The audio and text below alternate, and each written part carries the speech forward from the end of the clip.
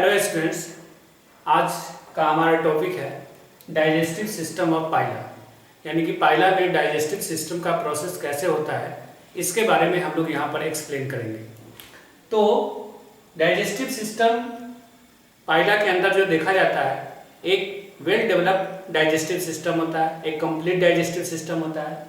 तो पूरे digestive system को हम लोग दो ग्रुप में पढ़ेंगे, एक एलिमेंट्री कनाल और दूसरा जो हो गया वह डाइजेस्टिव ग्लैंड। डाइजेस्टिव सिस्टम को दो पार्ट में क्लासिफाई कर दिए, एक हो गया एलिमेंट्री कनाल और दूसरा जो हो गया वह हो गया डाइजेस्टिव ग्लैंड।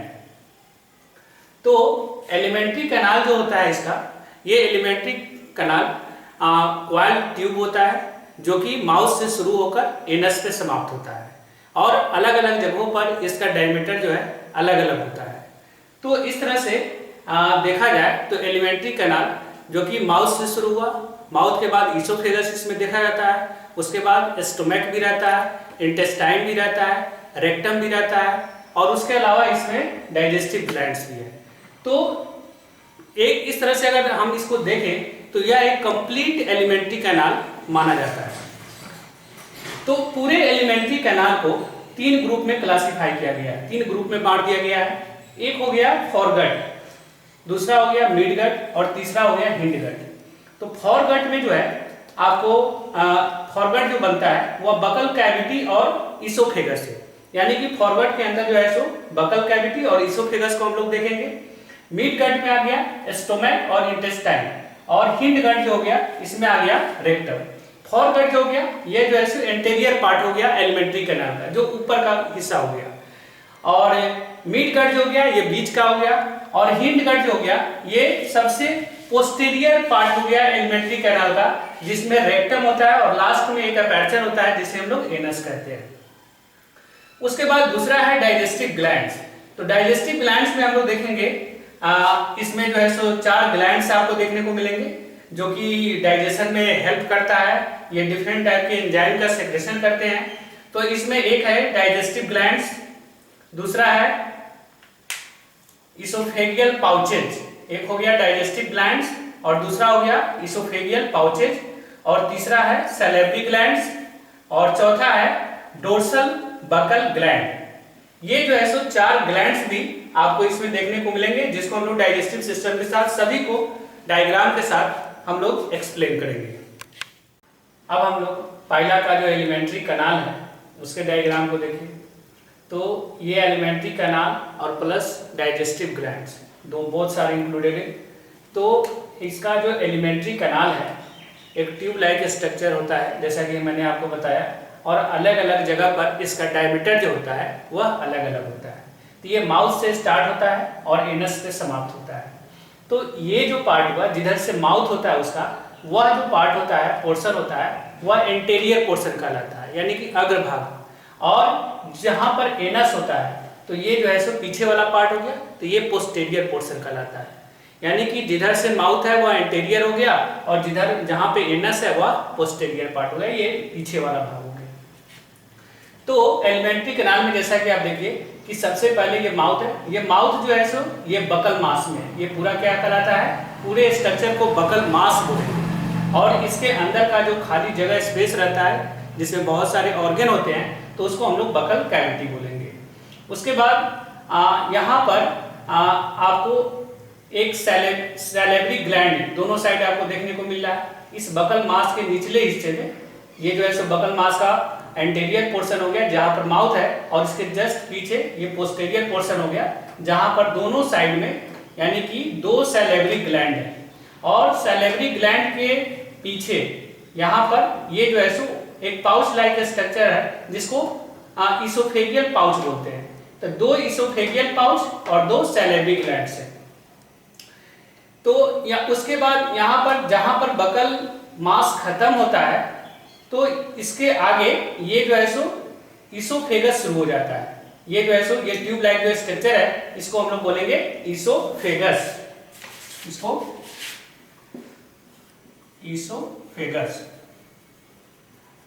और इसोफेगस का जो ऊपरी भाग होता है वह बकल कैविटी से अटैच रहता है और निचला सिरा जो होता है वह स्टोमक में आ जाता है। तो ये जो पोर्शन है पूरा ये स्टोमक कहलाता है।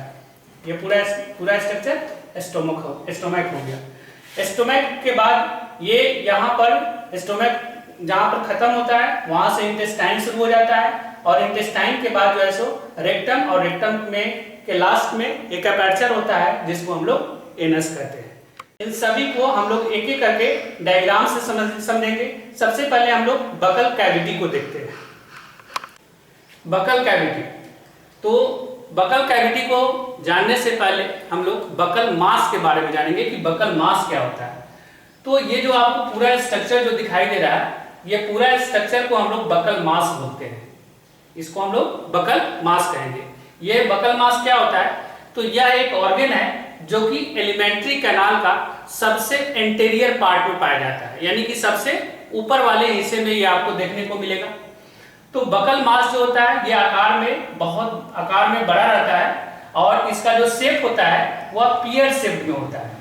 इसका जो वाल होता है, ये वाल है जिसे ये फॉर्म हुआ है, तो ये वाल जो होता है काफी थिक होता है और हाईली मस्कुलर होता है। और बकल कैविटी क्या होता है? तो इस पूरे स्ट्रक्चर को क्या बोलेंगे? बकल मास बोलेंगे। और बकल कैविटी क्या होता है? तो बकल कैविटी बकल मास के अंदर का जो खाली जगह होता है, इस खाली जगह को हम लोग बकल कैविटी बोलते हैं। अब इस बकल कैविटी के अंदर कुछ इंपॉर्टेंट ऑर्गन है जिसको हम लोग यहाँ पर एक्सप्लेन करने वाले हैं। तो एक है जॉ, यानी कि जबड़ा। दूसरा हो गया ओडेंटोफोर, ये ओडेंटोफोर है, इसको हम लोग एक्सप्लेन करेंगे। उसके बाद तीसरा जो है सो रेडिकुला। ये तीन ऑर्गन जो है सो इसके अंदर का इंपॉर्टेंट ऑर्गन है। तो सबसे पहले हम लोग जॉ यानी कि जबड़े के बारे में देखते हैं। तो ये जो जॉ जबड़ा है, या ये जो पूरा बकल मास है, तो बकल मास का जो वाल है, इस बकल मास के वाल से ये अटैच रहता है।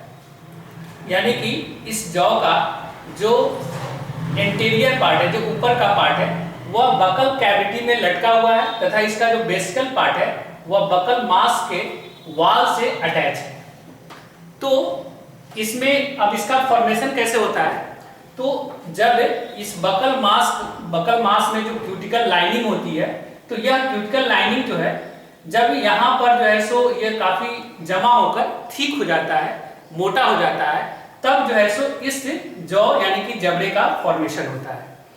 तो ये जो जॉ है यानी कि ये जबड़ा जो है, यह एक पेयर में होता है, और तथा प्रत्येक जबड़े में जबड़ा जो होता है वह मोटा होता है, और ये दोनों जबड़े जो होते हैं आपस में एक पतले क्यूटिकल मेम्ब्रेन के द्वारा अटैच रहता है।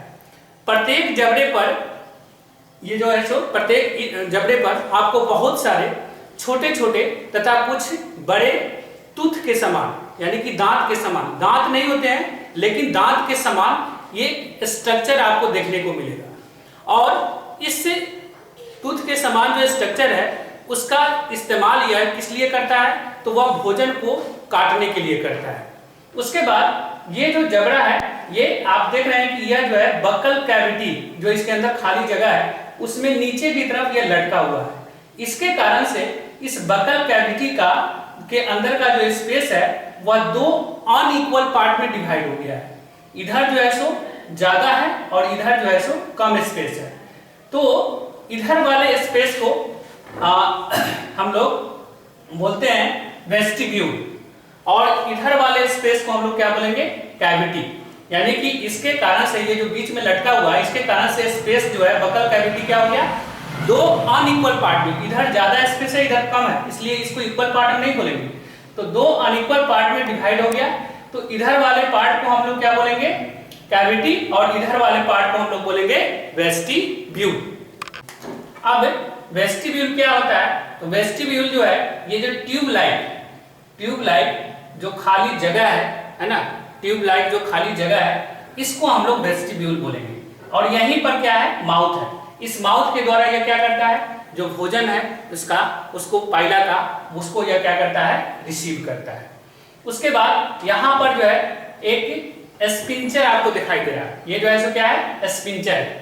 तो स्पिंचर जो होता है, ये जो वेस्टिब्यूल है, ये वेस्टिब्यूल जो खाली जगह है, तो इसका जो वाल है ये जो है सो स्पिंचर कहलाएगा, यानी कि ये खाली जगह है तो इसका जो वाल है ये वाल पर जो है ये वाल जो है सो क्या है इसका स्पिंचर है। तो स्पिंचर जो होता है यह मसल्स फाइबर का बना हुआ है, यह किस चीज का बना हुआ है, मसल्स फाइबर का बना हुआ है। और यह जो है सो करता क्या है कि जिस समय पाइला जो है स्नेल भोजन करता है तो भोजन करने के समय यह माउथ को ओपन करने में मदद करता है। उसके अलावा ये जो जबड़ा है जॉ है ना, इसको ऑपरेट करने में, ताकि जो है सो जबड़ा क्या कर सके, भोजन को काट सके, इसमें इसको जो है सो हेल्प करता है। ये दोनों जो है सो माउथ और जॉ जबड़ा ये दोनों जो है सो स्पिंचर के द्वारा कंट्रोल किया जाता है, इसी के द्वारा ऑपरेट किया जाता है। तो बकल कैविटी के अंदर जो दूसरा इंपॉर्टेंट ऑर्गन होता है उसको हम लोग बोलते हैं ओडेंटोफोर। तो ये जो ओडेंटोफोर है ये जो स्ट्रक्चर जो आप देख रहे हैं इसको हम लोग बोलते हैं ओडेंटोफोर। तो ओडेंटोफोर जो होता है ये बकल कैविटी के अंदर जो इसका फ्लोर होता है इसको हम लोग बोलेंगे क्या, फ्लोर, और इसको बोलेंगे रूफ। ऊपर वाले पार्ट को रूफ बोलते हैं और नीचे वाले पार्ट को फ्लोर बोलते हैं। तो इसके फ्लोर पर ये जो आप जो देख रहे थे ये इसके रूफ पर हो गया, और ओडेंटोफोर जो है ये इसके फ्लोर पर इसके एक मस्कुलर स्ट्रक्चर का आउटग्रोथ होता है, ये बाहर की तरफ उभर जाता है। तो ये जो बाहर की तरफ उभरा हुआ स्ट्रक्चर जो आप देख रहे हैं इसी को हम लोग बोलते हैं ओडेंटोफोर बोलते हैं। तो ओडेंटोफोर जो होता है इसको इसको जो है सो दो एसेसरी पार्ट सपोर्ट करता है। तो एक तो पार्ट जो होता है ओडेंटोफोर के आगे होता है, जो ये कार्टिलेज का बना हुआ रहता है। तो इस पार्ट को हम लोग बोलते हैं, जो इसको सपोर्ट करता है, तो इसको हम लोग बोलते हैं कार्टिलेज ऑफ ओडेंटोफोर, जो इसको क्या करता है, सपोर्ट करता है। और ये जो कार्टिलेज होता है ओडेंटोफोर के आगे का जो पार्ट होता है आगे से ये सपोर्ट करता है। और ठीक इसके पीछे ओडेंटोफोर के ठीक पीछे भी एक पतला मेम्ब्रेन होता है। ये जो आप देख रहे हैं ये ओडेंटोफोर के पीछे का जो पार्ट है ये एक पतला मेम्ब्रेन है, ये भी इसको क्या करता है कि सपोर्ट ही करता है। तो इस पार्ट को हम लोग बोलते हैं सब रेडुलर मेम्ब्रेन। ये दोनों जो है कार्टिलेज और ये कार्टिलेज ऑफ ओडेंटोफोर और सब रेडुलर मेम्ब्रेन दोनों इस ओडेंटोफोर को क्या करता है, सपोर्ट करने का काम करता है। उसके बाद जिस तरह से ये पूरा जो बकल कैविटी है इस बकल कैविटी को ये जॉ दो पार्ट में डिवाइड कर दिया था। तो पीछे वाले पार्ट को जो बड़ा सा रीजन था उसको जो है सो हम लोग बोलते थे कैविटी, और जो आगे छोटा ट्यूबुलर पार्ट था उसको हम लोग बोले वेस्टिब्यूल। अब इसके आगे जो कैविटी है इसको भी यह क्या करता है कि जो ओडेंटोफोर है वह जो है सो क्या करता है, इसको दो पार्ट में डिवाइड कर देता है। तो दो पार्ट में डिवाइड कर दिया तो ओडेंटोफोर और जॉ इस दोनों के बीच के जो आगे का जो रीजन है उसको हम लोग बोलते हैं सबलिंगुअल कैविटी, और इसके जो पीछे का जो रीजन है, पीछे का जो क्षेत्र हो गया उसको हम लोग बोलते हैं रेडुलर सैक। इसको पीछे वाले जगह को क्या बोलेंगे, रेडुलर सैक, और आगे वाला यानी कि ओडेंटोफोर और जॉ इस दोनों के बीच का जो कैविटी है, जो खाली जगह है, इसको बोलेंगे सबलिंगुअल कैविटी।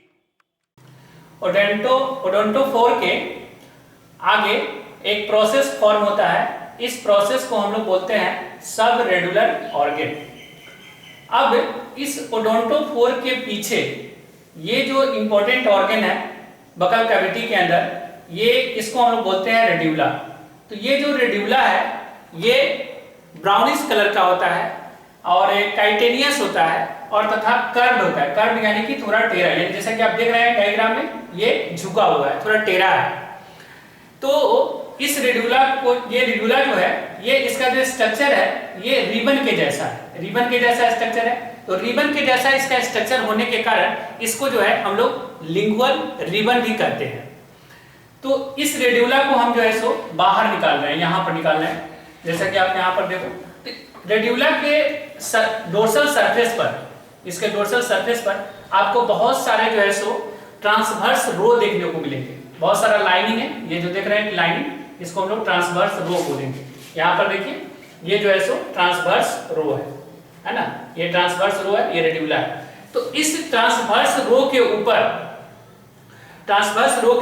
हर एक ट्रांसवर्स रो के ऊपर, ये जो ट्रांसवर्स रो है, इस हर एक ट्रांसवर्स रो के ऊपर आपको 7 दांत पाए जाते हैं, 7 टीथ पाए जाते हैं, है ना। जैसे कि देखिए हमने यहाँ पर एक ट्रांसवर्स रो को क्या किया है कि बाहर निकाल दिया है, तो बाहर निकाला है तो इसमें जो है ये 7 टीथ जो है सो आपको देखने को मिल रहे हैं। तो 7 टीथ में जैसे कि आप देखिए कि ये जो टीथ है इसको सबसे बाहर से देखिए तो ये जो है सो आउटर मार्जिनल कहलाता है, इसके जस्ट फिर बगल में इनर मार्जिनल कहलाता है। दोनों मार्जिनल है, तो जो बाहर की तरफ है वो आउटर हो गया, जो अंदर की तरफ है इनर है। उसी तरह से इधर भी, इधर वाला ये जो है सो आउटर मार्जिनल हो गया और इसके आगे वाला इनर मार्जिनल हो गया। उसके बाद तो ये जो है सो इसकी संख्या 2 हुई, 2 इधर और 2 इधर। उसके बाद इसको हम लोग बोलते हैं लेटरल, जो इनर मार्जिनल के बगल में इसको लेटरल कहते हैं। लेटरल एक इधर भी है और लेटरल एक इधर भी है, और बीच में जो रहता है उसको हम लोग बोलते हैं मेडियन रेचिडियन। तो ये मेडियन रेचिडियन है, तो ये मेडियन रेचिडियन के लेफ्ट साइड में और मेडियन रेचिडियन के राइट साइड में दोनों तरफ जो है सो आपको 3-3 जो है सो टीथ देखने को मिल रहा है। तो टोटल जो है सो ये 7 टीथ हो गए, यानी कि outer marginal, inner marginal, lateral, इधर से भी outer marginal, inner marginal, lateral और बीच में मेडियन रेचिडियन। तो अगर इसका डेंटल फार्मूला देखें तो 2 फिर 1 फिर 1 फिर 1 और फिर 2, 2 3 4 5 और 2 7, इस तरह से इसमें 7 टीथ जो है सो आपको देखने को मिलेंगे। अब इस रेडिकुला का फंक्शन क्या है, ये काम क्या करता है? तो रेडिकुला जो है ये भोजन को काटने का काम करता है, क्योंकि इसमें आप देख रहे हो कि बहुत सारे ट्रांसवर्स रो हैं और हर रो में जो है 7 टीथ पाए जाते हैं। तो ये टीथ जो है सो क्या करता है, भोजन को छोटे छोटे टुकड़ों में काटने का ये जो है सो काम करता है। ये काटता कैसे है? तो ये जो ओडोंटोफोर है, ओडोंटोफोर के ऊपर ये आगे पीछे आड़ी के समान जो है सो चलता है, इसके आगे पीछे क्या करता है, आड़ी के समान चलता है, जिसके कारण जो है सो भोजन कटता जाता है। तो भोजन को काटने के क्रम में कभी कभी क्या होता है कि रेडिकुला का जो एंटेरियर पार्ट है, जो ऊपर का पार्ट है ना, ये ऊपर का पार्ट टूट जाता है, टूटते रहता है। तो इसके ये ऊपर से टूटते रहता है, तो टूटने के कारण क्या हो जाता है, ये कभी कभी छोटा हो जाता है। लेकिन इसका जो पोस्टेरियर पार्ट है, जो बेस है, जो कि बकल मास से जुड़ा हुआ है, इसका जो नीचे वाला फ्लोर से ये जो जुड़ा हुआ है, यहाँ पर आपको इसके पोस्टेरियर पार्ट में, इसके नीचे में रेडिकुला मटेरियल रहता है। और इस रेडिकुला मटेरियल क्या करता है कि यह जो इसके सेल को जनरेट करते रहता है, जिसके कारण क्या होता है कि रेडिकुला की जो लंबाई है वह बढ़ते रहती है, यानी इसका ग्रोथ जो है सो होते रहता है, इसकी लंबाई में कमी नहीं होती है। अगर टूट भी गया तो भी नीचे से ये बढ़कर फिर ऊपर की ओर ऊपर बढ़ जाता है। अब इसके बाद हम लोग देख रहे हैं बकल ग्लैंड्स। तो ये जो बकल ग्लैंड्स है, ये जैसे डाइजेस्टिव ग्लैंड्स है, तो ये जो ग्लैंड्स है ये इसके आगे जो है सो क्या है, इसोफेगस है।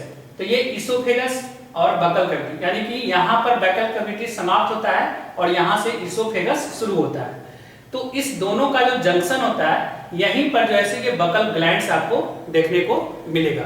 तो ये जो बकल ग्लैंड्स होता है, इस बकल कैविटी के रूफ में होता है, यानी कि ये ऊपर के ऊपर है, नीचे वाला फ्लोर है और ऊपर वाला क्या है, रूफ है। तो ये रूफ में जो है सो आपको देखने को मिल रहा है।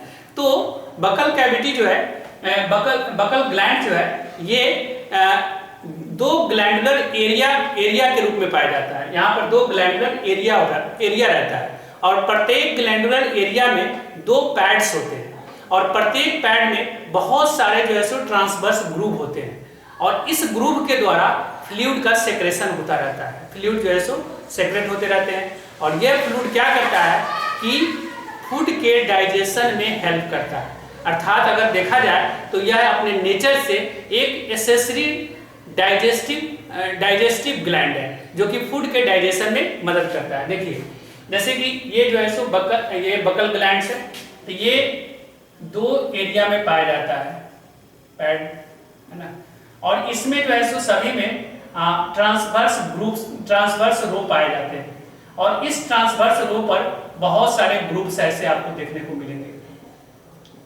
है ना।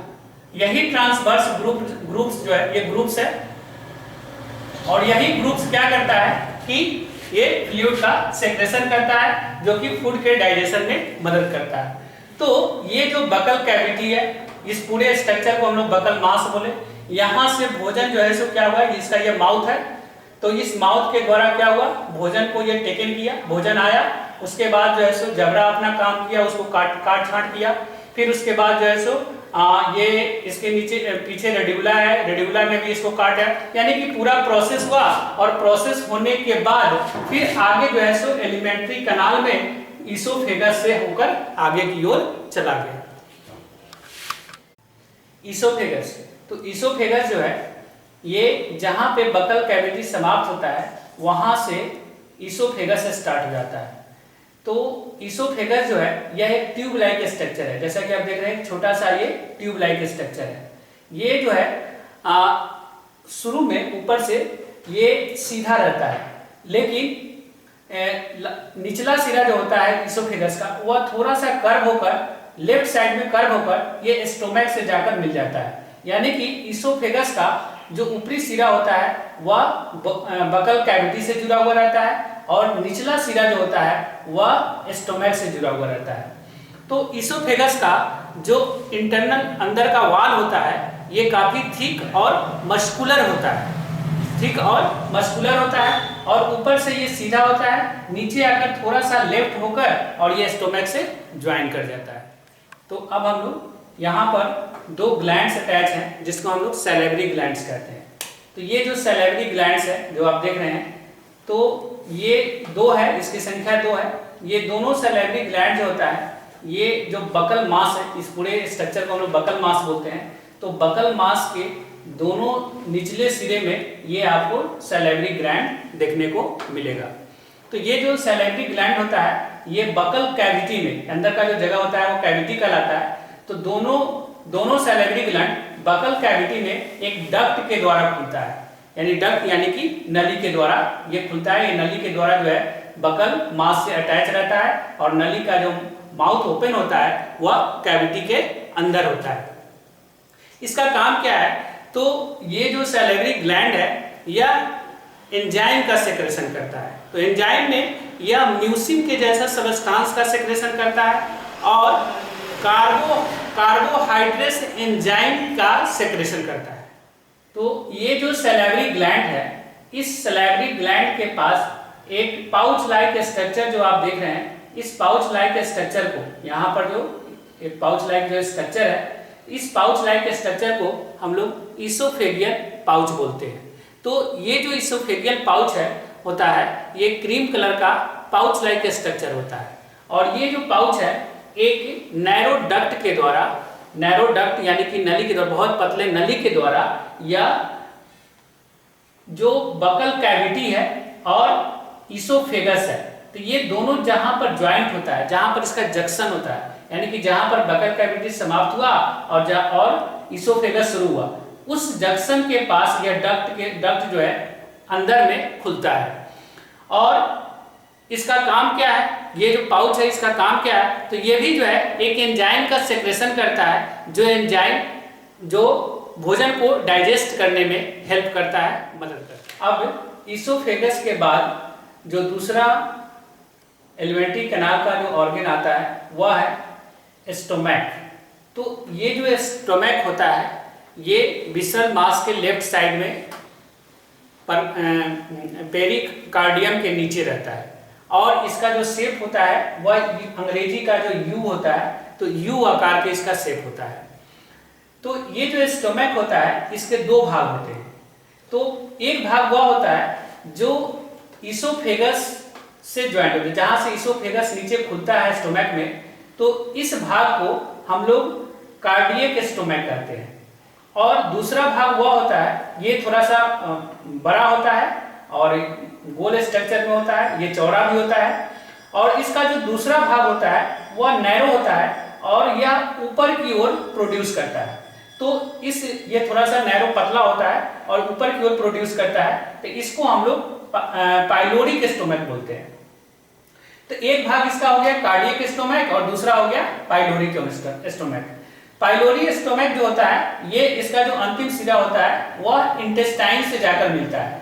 यहीं पर जहां पाइलोरी के स्टोमैक के जो अंतिम सिरा होता है, जहां से इंटेस्टाइन शुरू हो जाता है, वहां पर भी एक गोल प्रोजेक्शन जो है सो प्रोड्यूस होता है। ये गोल प्रोजेक्शन है जो प्रोड्यूस हो रहा है, इसको हम लोग सीकम बोलते हैं। उसके बाद जो कार्डियक स्टोमैक होता है और जो पाइलोरिक स्टोमैक है, दोनों का जो जंक्शन होता है, यहाँ पर एक ग्लैंड होता है। इस ग्लैंड को हम लोग डाइजेस्टिव ग्लैंड्स बोलते हैं। तो स्टोमैक दो पार्ट में डिवाइड हो गया, एक कार्डियक स्टोमैक और दूसरा हो गया पाइलोरिक स्टोमैक। तो दोनों का जो जंक्शन होता है, उस जंक्शन पर एक ग्लैंड्स आपको देखने को मिलेगा। उस ग्लैंड्स को हम लोग डाइजेस्टिव ग्लैंड्स कहते हैं। तो ग्लैंड्स, इसको हम लोग लीवर के नाम से भी जानते हैं, यानी कि डाइजेस्टिव ग्लैंड्स को लीवर भी कहा जाता है। तो ये जो लीवर होता है, यह ब्राउनिश डर्टी ग्रीन कलर का होता है और यह एक डक्ट के द्वारा, अर्थात एक नली के द्वारा कहाँ खुलता है? स्टोमैक के अंदर में खुलता है। यानी कि वह जो भी एंजाइम का सेक्रेशन करता है, उस डक्ट के द्वारा जो है स्टोमैक में जाता है और वहां पर फूड के साथ मिलकर उसको डाइजेस्ट करने में हेल्प करता है। तो ये जो है, इसमें आपको बहुत से अधिक मात्रा में आपको छोटे छोटे ट्यूबल्स देखने को मिलेंगे। तो इस ट्यूबल्स को हम लोग बोलते हैं एल्वेलाई। और ये जो एल्वेलाई होता है, यह 3 तरह के सेल से बना हुआ होता है, तो जिसका काम भी अलग अलग है। तो वह तीनों सेल कौन कौन है? तो सबसे पहला होता है सेक्रेटरी सेल। तो सेक्रेटरी सेल के द्वारा जिस एंजाइम का सेक्रेशन होता है, तो उसका काम क्या है कि वह सेलुलोज को डाइजेस्ट करता है। ये क्या करता है? सेलुलोज को डाइजेस्ट करता है। दूसरा जो सेल होता है रिजोर्प्टिव सेल। तो रिजोर्प्टिव सेल के द्वारा जिस एंजाइम का सेक्रेशन होता है, वह प्रोटीन को डाइजेस्ट करने का काम करता है। और तीसरा लाइन सेल होता है। तो लाइन सेल के द्वारा जिस एंजाइम का सेक्रेशन होता है, वह सेलुलोज और प्रोटीन दोनों को डाइजेस्ट करने का काम करता है। उसके अलावा ये कैल्शियम और फॉस्फेट को स्टोर करने का भी काम करता है। ये है इंटेस्टाइन। तो इंटेस्टाइन जो होता है, जहां पे पाइलोरिक स्टोमैक समाप्त होता है और उसके आगे इंटेस्टाइन शुरू हो जाता है। यानी कि पाइलोरिक स्टोमैक जहां समाप्त हुआ, उसके बाद एलिमेंट्री कैनाल का नेक्स्ट पार्ट जो है, इंटेस्टाइन जो है, वह शुरू हो जाता है। तो यह एक लॉन्ग क्वाइल ट्यूब होता है। क्वाइल यानी कि वह ऐंठा हुआ, लपेटा हुआ, है ना। तो इस तरह का ये ट्यूब होता है। ये विसरल मास के पीछे जो है लगभग 2 से 3 क्वाइल होते हैं। ये 2 से 3 बार ऐसे ऐसे ऐंठा हुआ, लपेटा हुआ रहता है।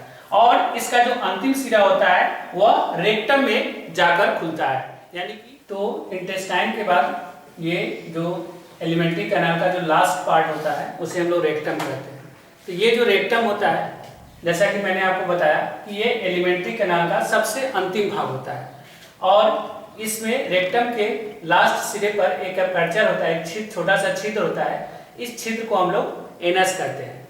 तो ये जो रेक्टम का जो वॉल होता है, वह काफी थिक होता है। रेक्टम का काम जैसा कि आप जानते हैं, ये क्या करता है? जो अनडाइजेस्टेड फूड है, जो एक्सक्रेटा होता है, वह स्टोर करता है और समय समय पर एनस के द्वारा बॉडी से बाहर डिस्चार्ज करते रहता है। इसको